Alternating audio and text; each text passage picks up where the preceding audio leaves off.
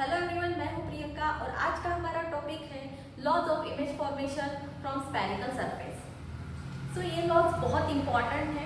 अगर आपको ये लॉज अच्छे से समझ में आए तो आप image formation by concave mirror and convex mirror की डायग्राम ड्रॉ कर पाओगे। So moving towards our topic, first law है when an incident ray is parallel to principal axis. अगर इंसिडेंट रे प्रिंसिपल एक्सिस को पैरेलल है तो then the reflected ray passes through focus. तो reflected ray focus से पास होती है। तो पहले कनकेव मिरर में समझ लेते हैं, जो पैरेलल आती है वो आफ्टर रिफ्लेक्शन फोकस से पास होती है।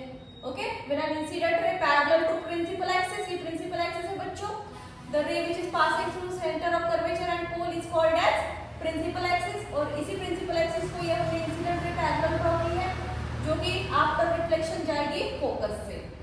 नेक्स्ट है और seems to pass through focus, या फिर ऐसे लगेगा कि वो फोकस से पास हो रही है, ऐसा इसका मीनिंग है।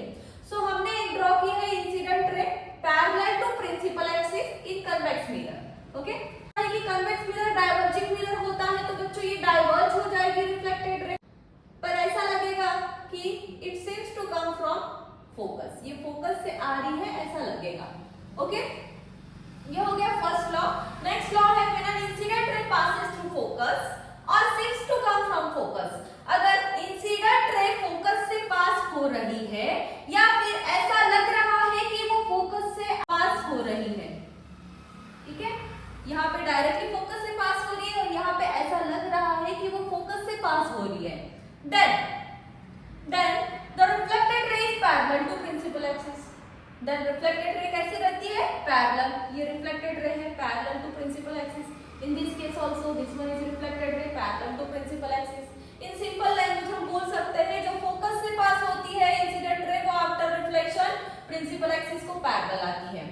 जो फोकस से पास हो रही है ऐसा महसूस हो रहा है कन्वेक्स मिरर में, वो पैरेलल जाती है प्रिंसिपल एक्सिस को। Moving towards next law, when an incident ray passes through और seems to come from centre of curvature.